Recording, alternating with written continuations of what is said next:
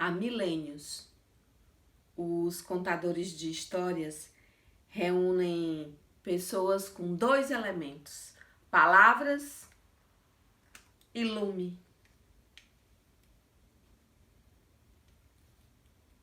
E a história que eu vou contar traz um dos personagens mais visitados da literatura oral do sertão, a onça. A onça percorre todo o imaginário e aparece sempre nas histórias como um animal perigoso.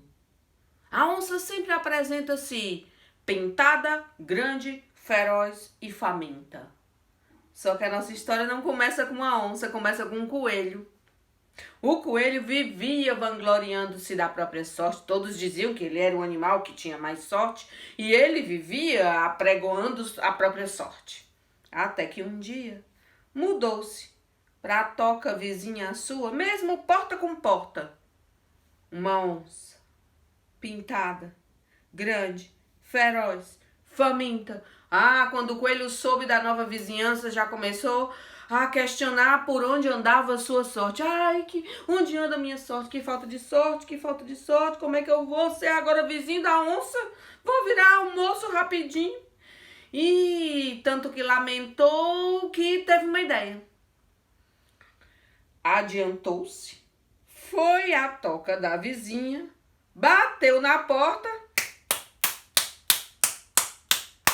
Quando a onça abriu, já imaginou o coelho assim, deitadinho, assadinho, rodeado de cenouras, só que ele também já foi antecipando a razão da visita.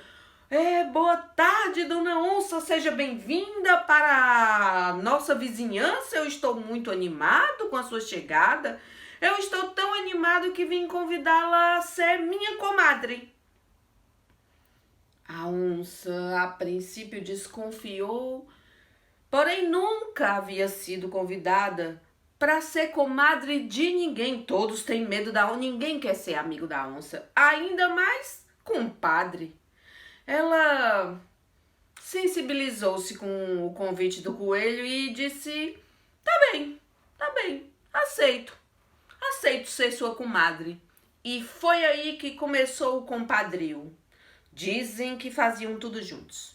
Andavam juntos, corriam juntos, brincavam juntos, nadavam juntos. Olhe, era uma amizade intensa. As pessoas até desconfiavam quando via tamanha intimidade. Imagine os animais, porque todos temiam a onça.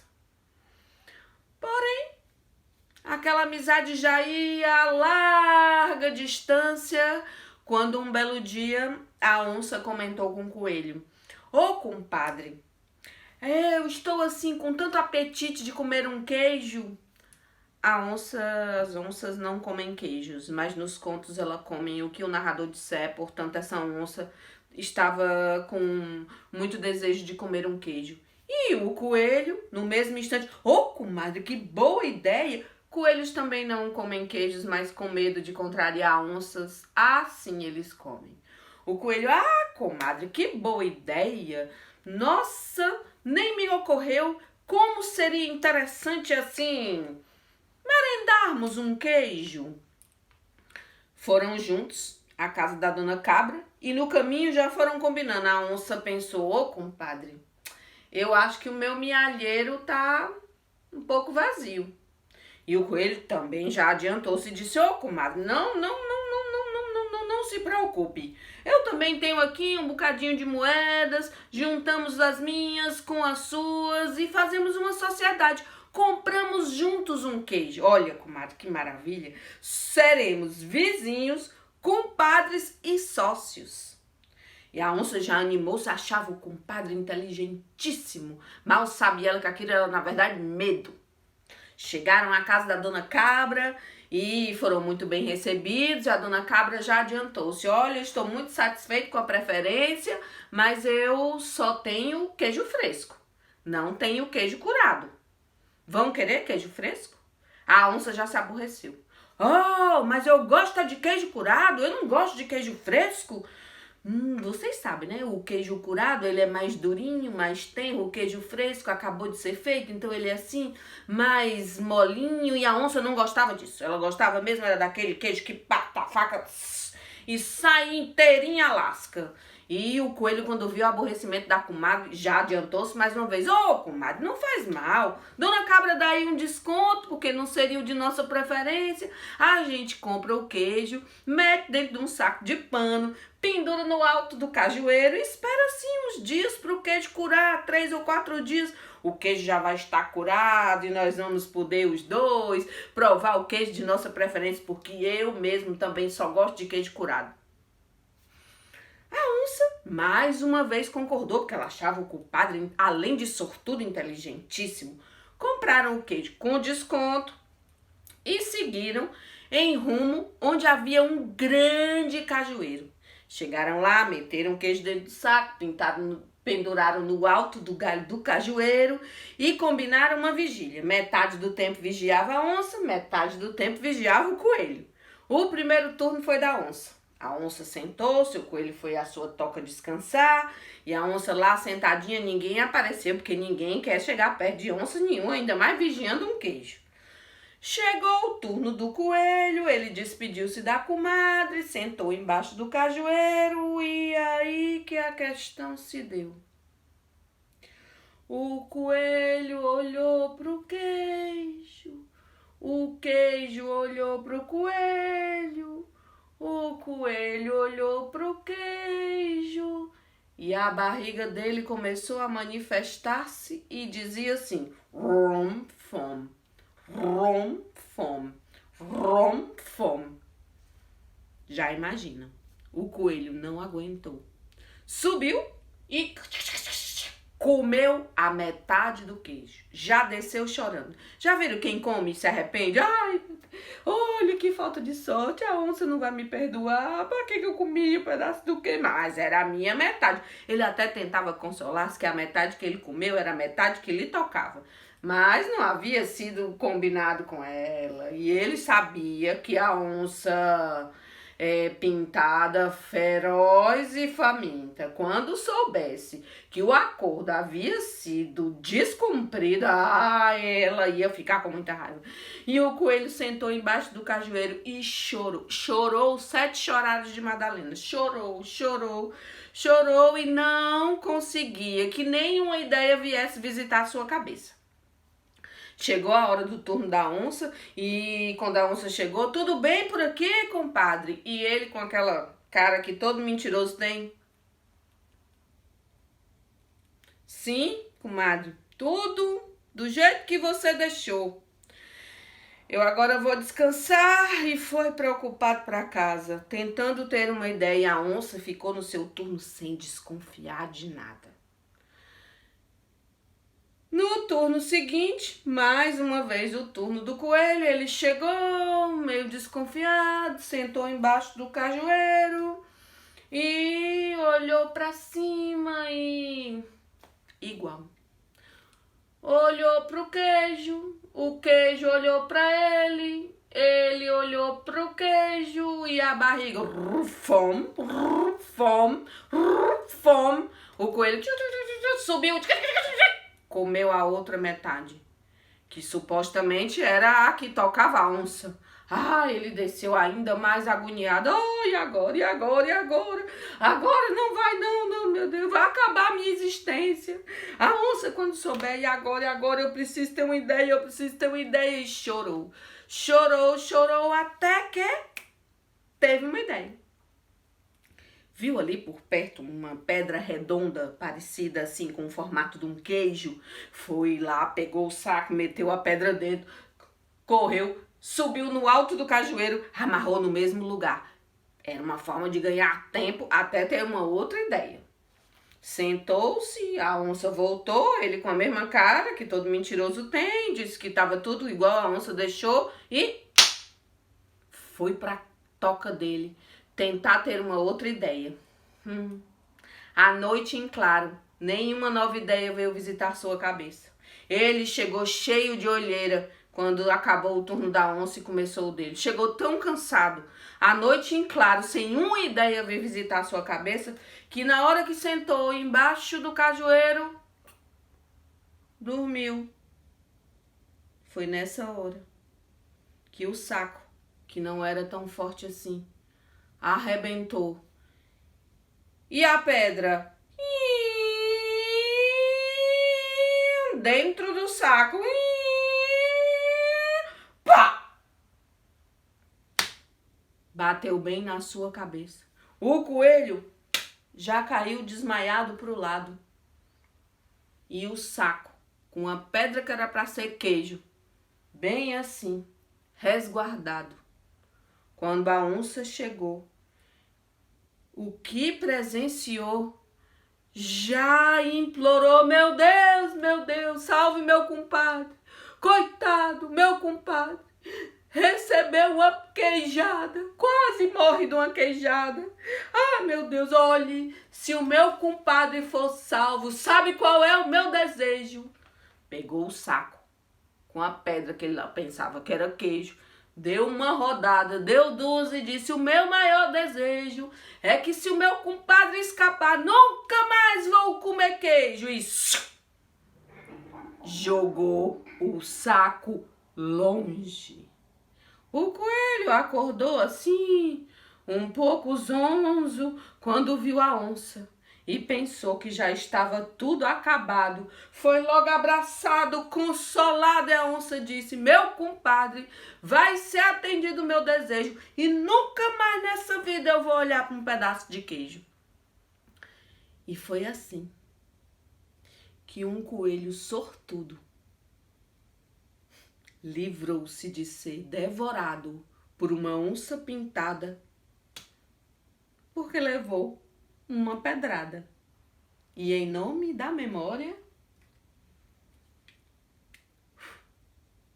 terminei essa história.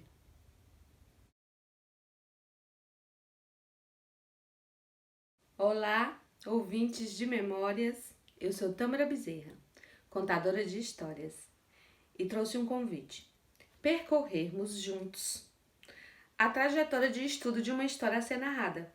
Vocês acabaram de assistir ao vídeo onde eu conto O Compadre da Onça, uma história da tradição oral, e ela será a nossa referência. Eu vou garimpar na trajetória da narração dessa história exemplos que irão ilustrar os recursos que aqui vou apresentar como uma proposta para o enriquecimento da narração de uma história, para o preparo de um narrador. O nosso encontro chama-se Histórias Fazem Voar, o preparo do narrador oral. O narrador oral constitui a sua jornada sustentado em 3 elementos: busca, preparo e partilha. A busca constante por novos textos e novas formas de narrar, o preparo desses textos até chegar ao momento de sua partilha para os ouvintes que irão desenhar, construir as imagens de personagens, paisagens e acontecimentos, de tudo o que será narrado. Essa proposta apresenta-se por meio de um minicurso, onde eu elenquei alguns recursos que acredito serem importantes no preparo desse narrador oral. Lembrando que eles foram divididos, categorizados a nível de estudo. 2, 3 ou até mais desses recursos constantemente estão presentes em vários trechos da história e eles intencionalmente são escolhidos pelo narrador no momento da preparação. Porém, na hora de sua partilha, eles surgem de forma espontânea, natural, fluida, para que esse ouvinte perceba de forma sensível os sentidos e as expressões e os climas expressivos dessa história. Eu elenquei alguns desses recursos e vou apresentá-los, ilustrando com o garimpo que faremos no conto O Compadre da Onça. Esses recursos, eles ampliam a possibilidade de enriquecer a narrativa, evitando uma carência de significados. Uma história só faz sentido quando ela faz sentir, e ela só faz sentir quando ela faz sentido para esses ouvintes. Portanto, preparar com cuidado, com atenção e zelo, compreender de forma singular os recursos que são favoráveis para a ampliação, para o enriquecimento desse momento, é de significativa importância para o preparo do narrador.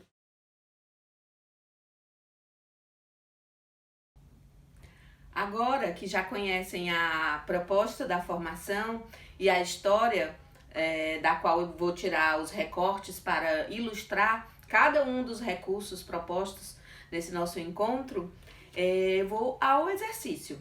Lembrando que eles foram divididos, categorizados a nível de estudo. 2, 3, muitos deles podem surgir concomitantemente no momento da partilha da história. Vamos a eles. Eu dividi os recursos em 2 grandes campos. Os recursos vocais e os recursos corporais. Vamos começar com os recursos vocais.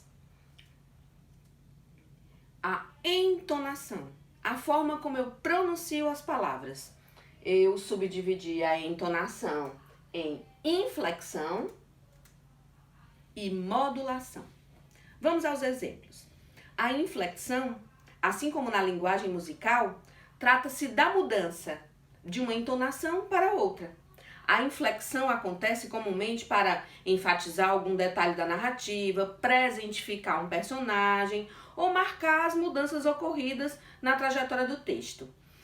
A inflexão tem a capacidade de enfatizar os climas expressivos. Logo no início da história, ao apresentar a personalidade da onça pintada, eu uso uma inflexão, mudo rapidamente, venho contando de um jeito e mudo rapidamente para dar força a essa imagem que será construída de uma onça grande, pintada, feroz e faminta. Ou seja, eu usei o recurso da inflexão para marcar a personalidade da onça. Dê uma olhada.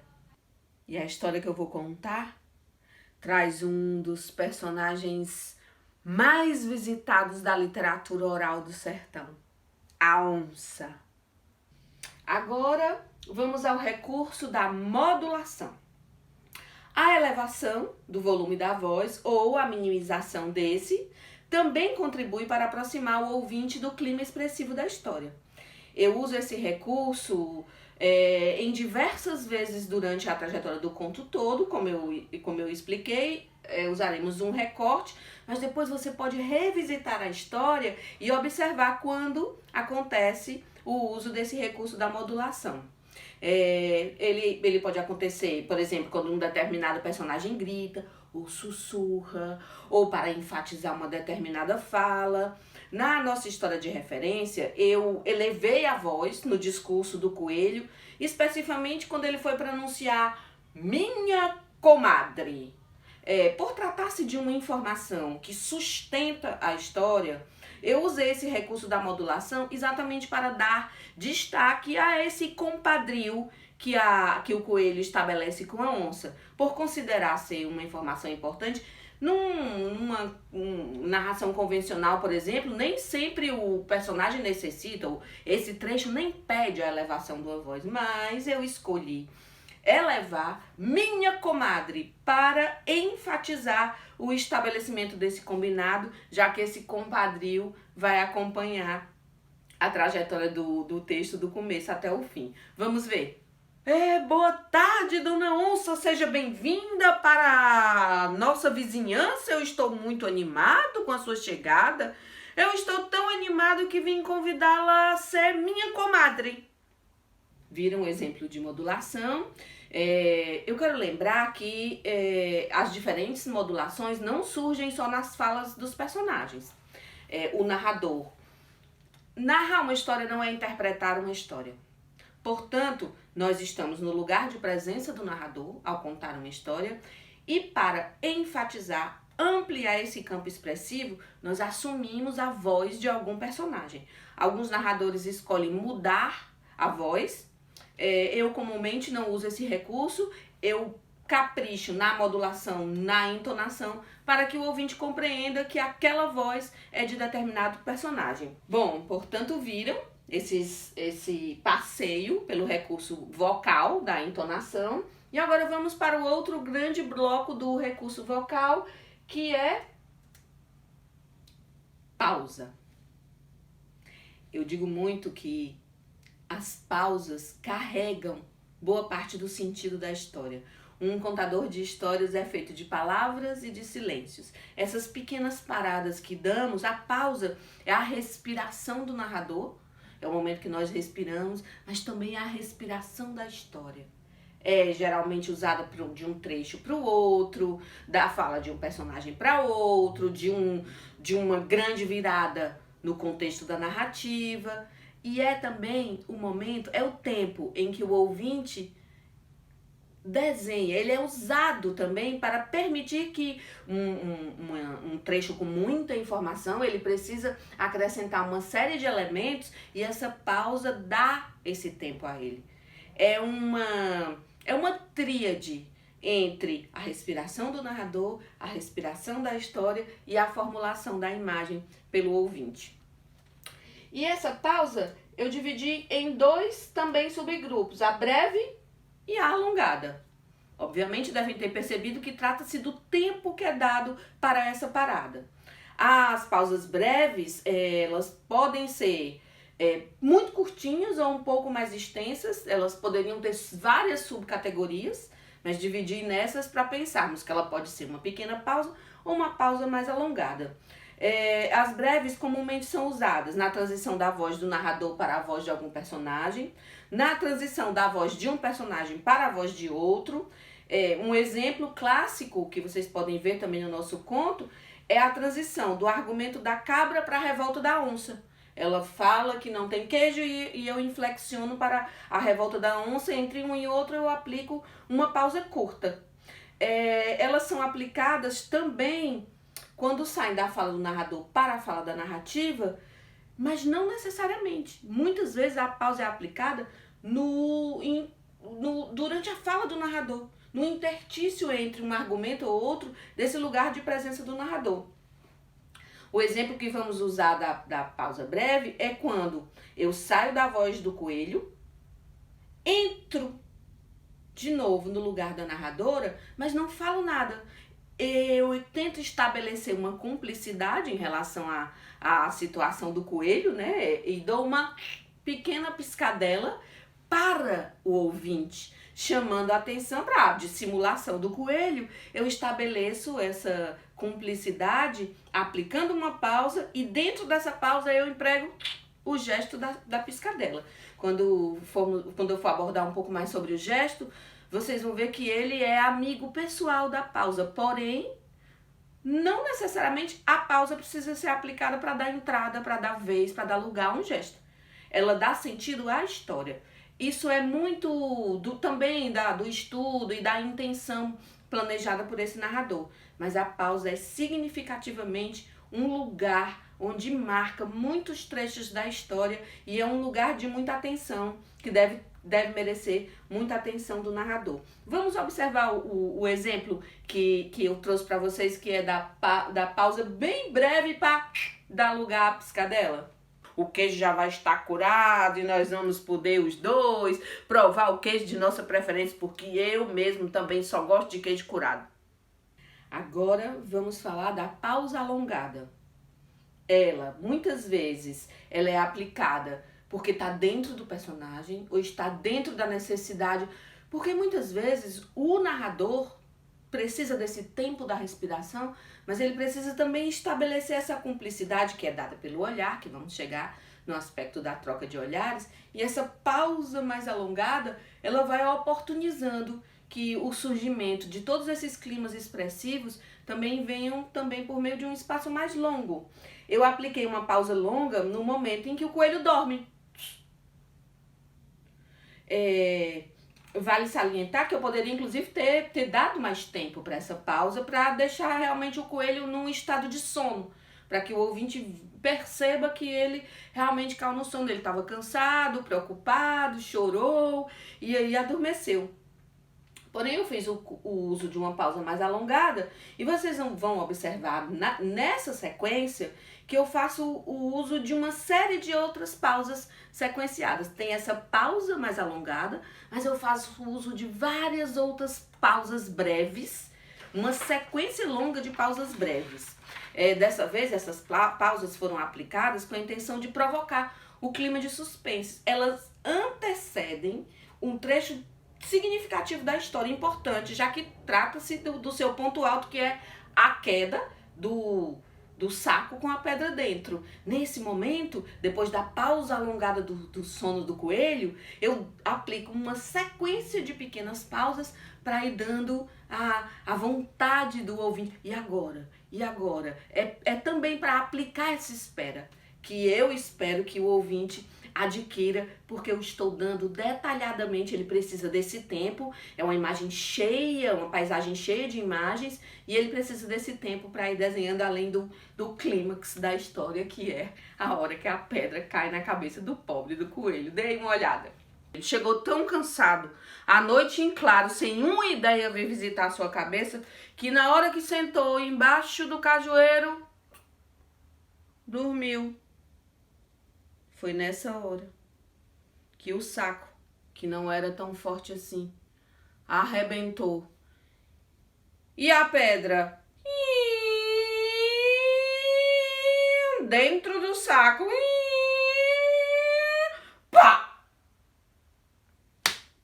Bateu bem na sua cabeça. Além das pausas breves e das pausas longas, eu apliquei uma terceira pausa, que seria a ampliação dessa compreensão, que eu chamei de silêncios. Eu fiz o uso de um silêncio, ou seja, uma pausa bem mesmo longa. Os silêncios servem para estabelecer a cumplicidade com o ouvinte, para começar e marcar a presença do narrador, para a transição de um trecho para o outro. Eu fiz uso de um silêncio para deixar, por exemplo, o gesto da batida do coelho na toca da onça, deixar que esse gesto ocupasse a narrativa sem a necessidade de nenhuma palavra. Ele tem um gesto, a palma da mão provoca um som e eu aplico uma pausa para que esses dois elementos entrem num lugar de exclusividade. Lembrando que os silêncios também podem ser empregados sem a presença de nenhum gesto. Às vezes, um momento de silêncio deixa o ouvinte na espera, né, na atenção ou na atenção do que vai acontecer. Ele pode enfatizar uma longa espera, um encontro de olhares entre personagens, um momento de reflexão de algum personagem. Eles estendem um clima de suspense ou empregam qualquer outra expressão de uma forma muito potente. Uma história pode ser narrada também com silêncios. Vejam aí um exemplo. Bateu na porta. Agora que já percorremos todo o trajeto dos recursos vocais, vamos conhecer quais foram os recursos corporais que elenquei como fundamentais para essa nossa viagem, para esse nosso percurso. Eu trouxe o recurso do gesto. Eu falo sempre isso nas formações.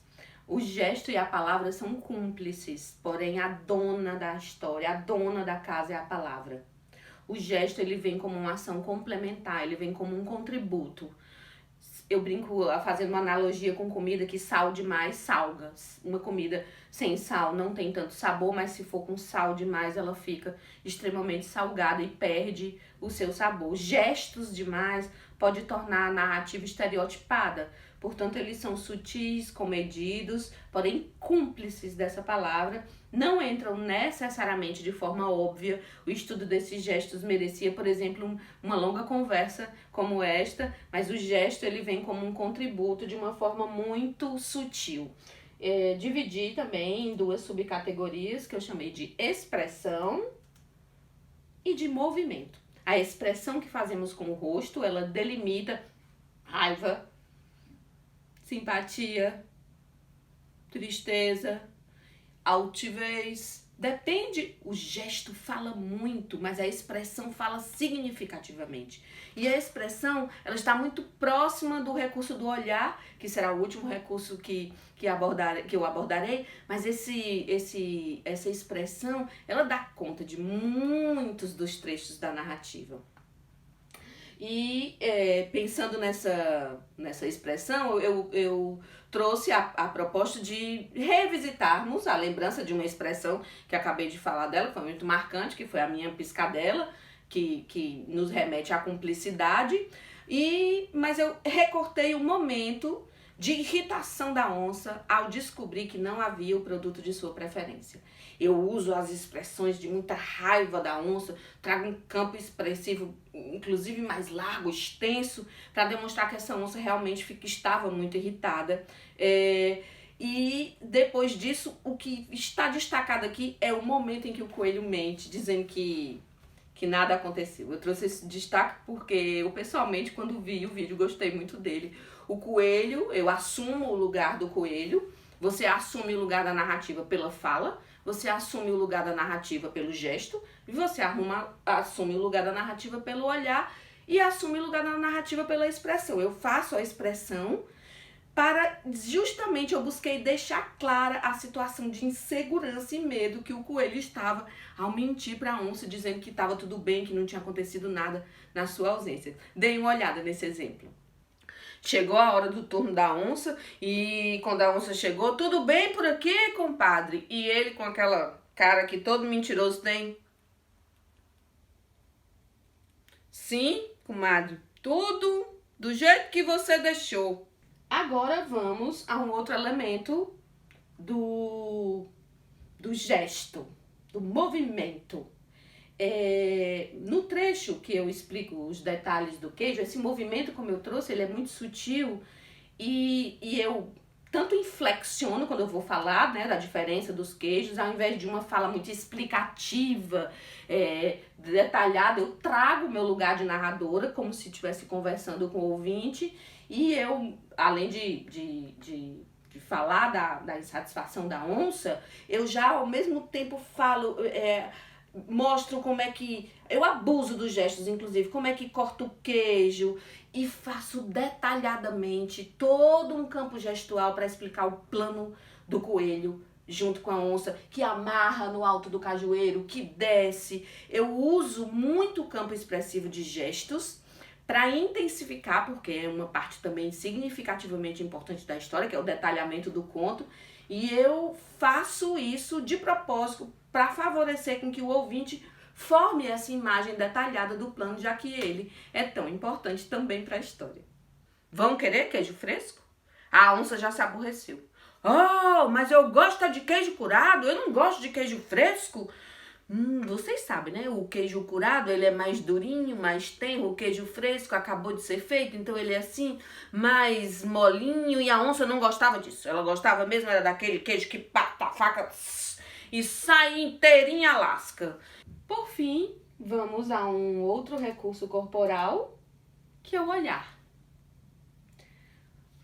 A grande relação estabelecida, a estreita relação que tem o narrador com o ouvinte, é também uma tríade, narrador, texto, ouvinte, só existe se os três estiverem intrinsecamente interligados, envolvidos, o narrador, o texto, o ouvinte. Sem um deles, essa tríade não acontece, e isso é muito estabelecido pelo olhar. Essa troca de olhares, ela é fundamental para que esse ouvinte também entre na paisagem do conto, né? Entre no campo narrativo, junto com você. Vocês entram juntos, fazem esse passeio juntos. E o olhar do narrador é diferente do olhar da narrativa. É muito sutil a diferença. Você, na sua presença de narrador, tem um olhar, e quando você assume um personagem, você assume a fala de um personagem, por exemplo, você tem o olhar da narrativa, mas muitas vezes esse olhar da narrativa não tem fala alguma. Ele se presentifica por si só. Ele não necessita da palavra. Lembrando que a palavra é a dona da casa, mas os seus cúmplices estão ali de uma forma muito fluida e à vontade. Eu vou usar a mesma cena para explicar essa transição do olhar do narrador para a narrativa. É especificamente a cena em que a onça manifesta o desejo de comer o queijo. Eu vou intercalando a fala do personagem com pequenos comentários, saio de dentro da narrativa, volto para o lugar de narradora e ainda converso com a audiência, fazendo pequenos comentários. A as onças não comem queijos. Eu faço essa brincadeira de ficar de um lugar inflexionando, e essa inflexão é muito apontada por esse olhar. Nesse momento, eu assumo o meu olhar de narradora, e na hora que inflexiono, assumo o lugar da narrativa, ao mesmo tempo em que vou também de um para o outro. Esse olhar do narrador e o olhar da narrativa é talvez o recurso mais sutil, e ele aparece de um jeito também muito expressivo, muito fluido, muito natural, sem nenhum estereotipo. Ele aparece mesmo para afirmar a presença da relação narrador e ouvinte, que começa pela troca de olhares. Dei só uma olhada no exemplo. Ô, compadre, eu estou assim com tanto apetite de comer um queijo. As onças não comem queijos, mas nos contos elas comem o que o narrador disser. Portanto, essa onça estava com muito desejo de comer um queijo.